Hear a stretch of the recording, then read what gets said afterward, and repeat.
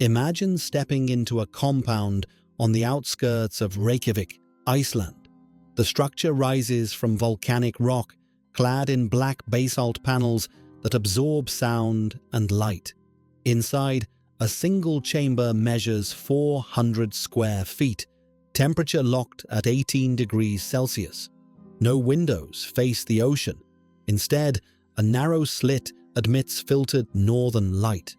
The owner, a tech founder who liquidated at $2.4 billion, spends 18 hours daily here. Not as punishment, not as eccentricity.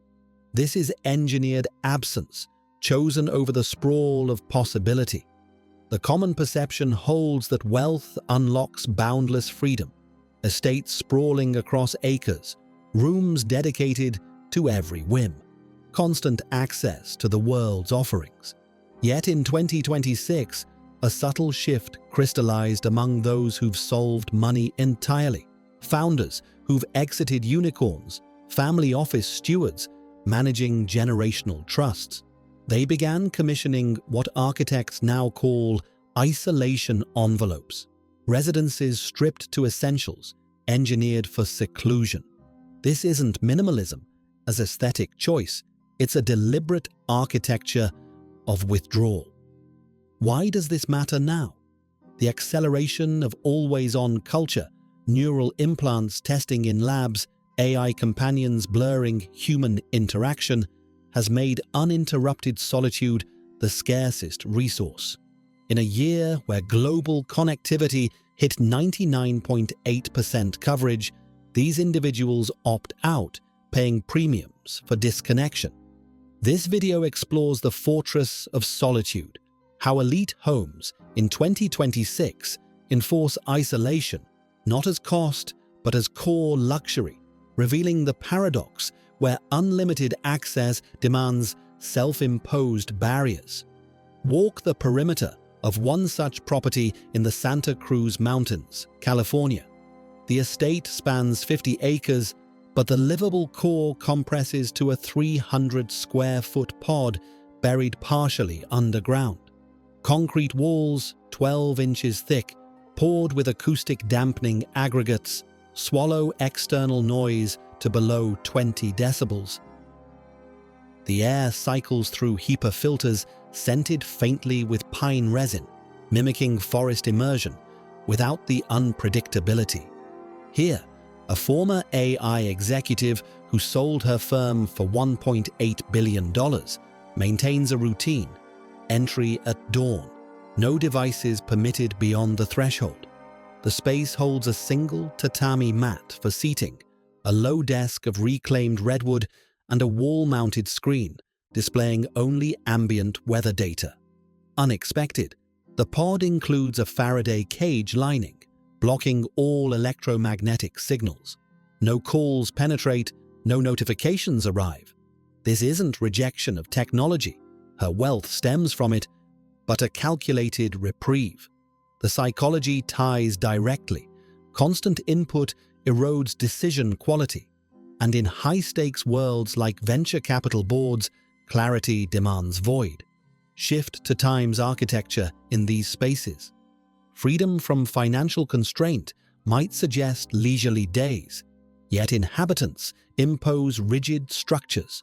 Consider a biotech innovator in Zurich's Enge district, his 450-square-foot haven cantilevered over Lake Zurich. Mornings begin at 5:15 a.m. with 45 minutes of breathwork in 12-degree water immersion, the tub carved from granite, water sourced from alpine springs. No variation, the schedule, etched into the routine, eliminates choice. Paradox emerges. Abundance of time breeds paralysis, the weight of infinite options.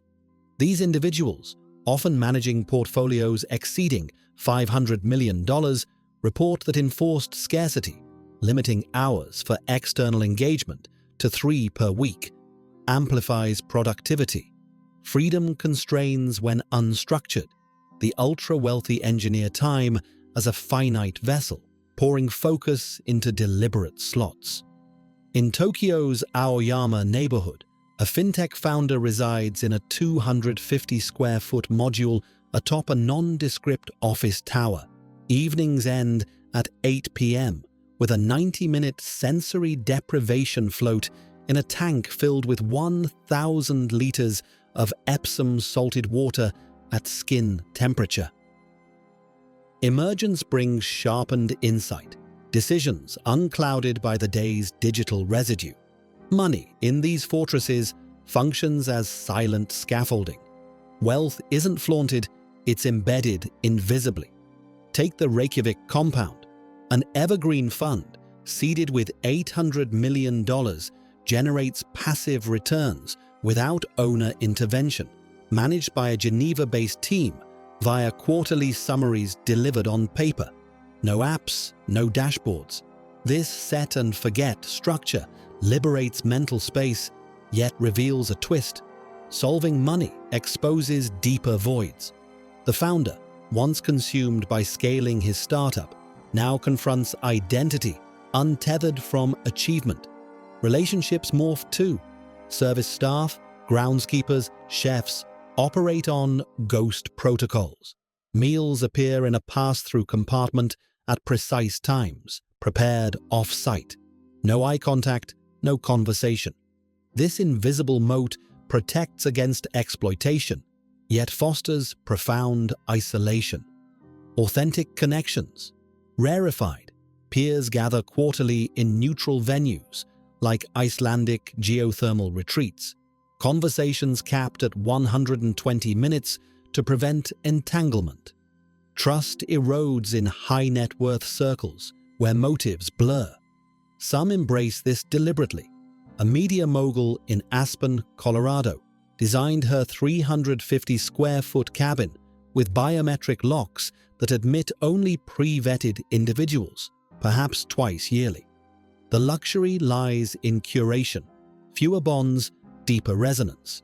Discipline crystallizes in these environments, countering the myth of indulgent leisure. In Singapore's Sentosa Cove, a hedge fund manager's 500-square-foot bunker includes a gym reduced to essentials, a single rowing machine, calibrated to 500-meter splits, sessions locked at 30 minutes daily. No mirrors, no metrics beyond personal logs. Structure escalates with resources, unlimited options demand self-regulation. Why? The human mind thrives on boundaries. Without them, diffusion sets in. Efforts scatter. Examples abound. A clean energy tycoon in Patagonia, Argentina, adheres to a 6 a.m. hike on trails engineered for solitude, 8 kilometers exactly, rain or shine. The path, lined with native lenga trees, ends at a viewpoint over glacial lakes, where 20 minutes of silent observation follow. This ritual, unbroken for 4 years, anchors amid chaos. Yet the unexpected, such routines birth new pressures. Deviation feels like betrayal, the self-imposed cage tightening. In 2026, with longevity tech extending horizons, CRISPR trials promising 120-year lifespans, these practices ensure endurance, turning discipline into survival tool. Picture dusk in the Zurich haven. The lake reflects fading light, filtered through triple-glazed panels that mute ripples to whispers. The inhabitant sits cross-legged on a wool rug, hand-woven in Bhutan, texture rough against skin as reminder of tactility. No art adorns walls, blank space invites introspection. This scene encapsulates the mindset, control through subtraction. Delve into the psyche this lifestyle unmasks. Human nature craves expansion, yet elite attainment exposes the illusion. Post-liquidity, euphoria lasts 12 to 18 months. Then the internal pivot, from accumulation to discernment. What remains when everything is possible? Isolation fortresses answer by stripping layers, forcing confrontation with core self. Benefits surface, heightened creativity as voids birth ideas untarnished by external noise. A founder reports visions during deprivation sessions that sparked his next venture, valued at $300 million within a year. Costs linger subtly, the echo of absence. Relationships attenuate, family visits, scheduled quarterly, feel performative. Identity shifts, wealth, once definer, becomes backdrop. The gap yawns between societal expectation of opulent display and reality's quiet retreat. In 2026, amid AI's encroachment on human roles, this seclusion preserves agency, a bulwark against dissolution. Yet it probes deeper. Is solitude luxury or necessity? The ultra-wealthy, by choosing it, affirm both. Abundance's shadow, where freedom's price is voluntary confinement. Emotionally, relief mingles with melancholy. The mind sharpens, but the heart contracts. This reveals wealth's truth, not escape from limits, but their reinvention.